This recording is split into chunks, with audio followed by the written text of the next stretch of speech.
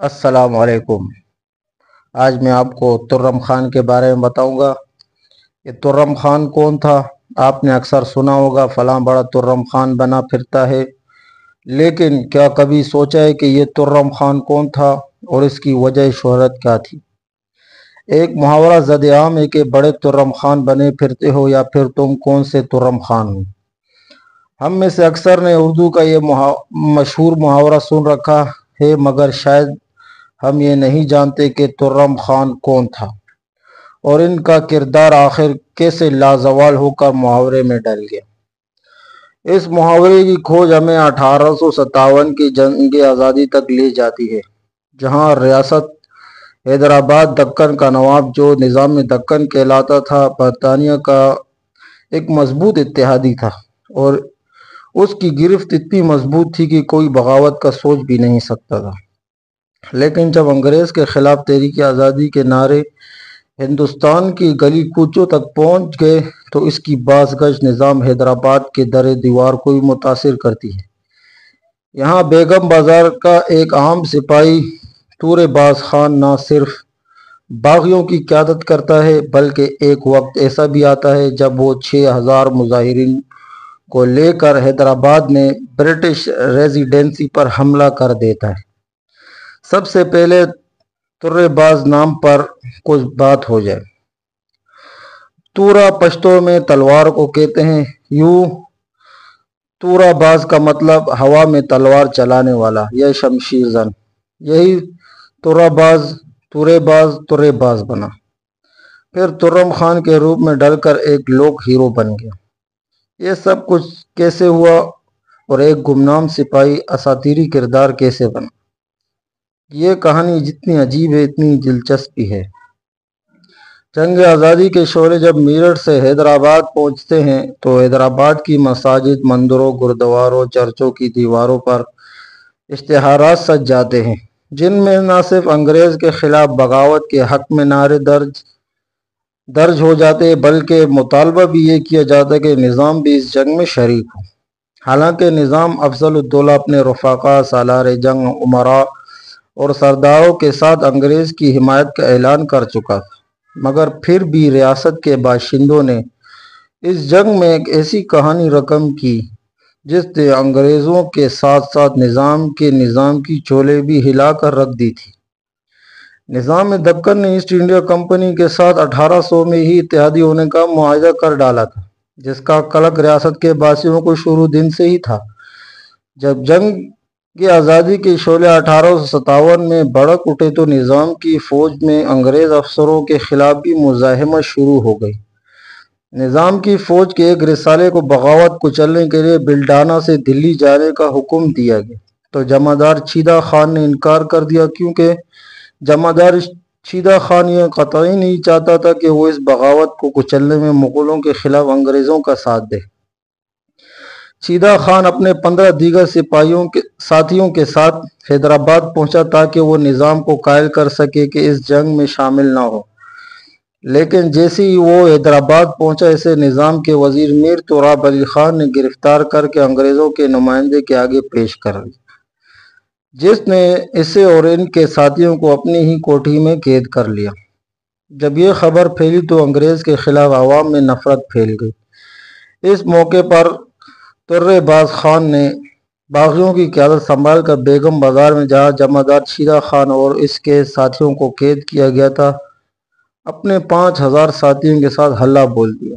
اس موقع پر مولوی علاء الدین بھی اپنے ساتھیوں کے ساتھ ترے باز خان کی حمایت میں پہنچ گئے، مگر نظام کا وزیر میر تراب علی خان انگریز میجر کیتھبرٹ ڈیوڈسن کو پہلے ہی باغیوں کے حملے کی اطلاع دے چکے تھے، جس کی وجہ سے انگریزوں نے جوابی اقدامات کی تیاری کر لی تھی۔ ترے باز خان اور مولوی علاء الدین کے ساتھیوں نے انگریز ریزیڈنسی کی دیوار گرا دی اور دروازے کو توڑتے ہوئے اندر داخل ہو گئے۔ اندر داخل ہوتے ہی دو طرفہ لڑائی شروع ہو گئی، لیکن ترم خان کے ساتھیوں کے پاس ہلکے ہتھیار تھے جو انگریز کی تربیت یافتہ مدراس آرٹلری کے سپاہیوں کے مقابلے پر ناکارہ تھی۔ پھر بھی تمام رات گولیاں چلتی رہی، مقابلہ ہوتا رہا۔ بالآخر صبح کے 4 بجے باغی پسپا ہونا شروع ہو گئے، لیکن انہیں بھاری جانی نقصان بھی اٹھانا پڑا۔ ترے باز خان اس نیت سے فرار ہوئے کہ وہ زیادہ بڑی طاقت کے ساتھ پھر حملہ کریں گے۔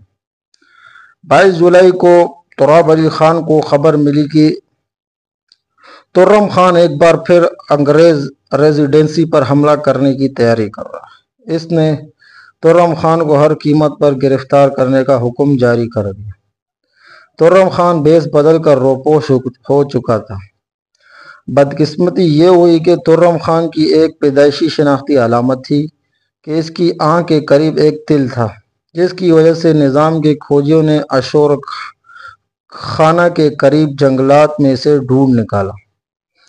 اس پر حیدرآباد کی عدالت میں مقدمہ چلا۔ اس دوران اسے مولوی علاء الدین اور دیگر باغیوں کے ٹھکانے پوچھے گئے اور نہ بتانے پر طرح طرح کی صعوبتیں دی گئی، مگر پھر بھی ترم خان نے کوئی راز نہ اگلا۔ اسے سزا دے کر عمر بھر کے لیے جزائر انڈمان کالا پانی بدر کرنے کے احکامات جاری کر دی، مگر اس سے پہلے کہ اسے کالا پانی بھیجا جاتا وہ 18 جنوری 1857 کو جیل سے فرار ہونے میں کامیاب ہو گئے۔ یہ خبر پا کر انگریز انتظامیہ میں ہلچل مچ گئی کہ انہوں نے ترم خان کو زندہ یا مردہ گرفتار کرنے پر 5000 کے خطیر انعام کا اعلان کر دیا تھا۔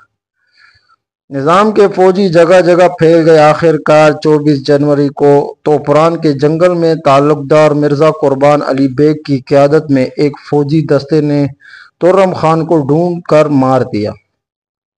اس کی لاش کو شہر میں لایا گیا اور انگریز ریزیڈنسی کے سامنے برہنہ کر کے درخت سے لٹکا دیا گیا۔ اس طرح ترم خان ولد رستم خان آف بیگم بازار کی کہانی کا اختتام ہو گیا، لیکن اپنے پیچھے شجاعت و بہادری کی وہ مثال چھوڑ گیا جو آج بھی محاورہ بن کر تاریخ کے ابواب پر زندہ ہے۔ حیدرآباد میں بغاوت کو کچلنے کے بارے میں بمبئی کے انگریز گورنر نے گورنر جنرل کو لکھا کہ اگر نظام کی مدد حاصل نہ ہوتی تو انگریز جنوبی ریاستوں میں شکست کھا جاتا۔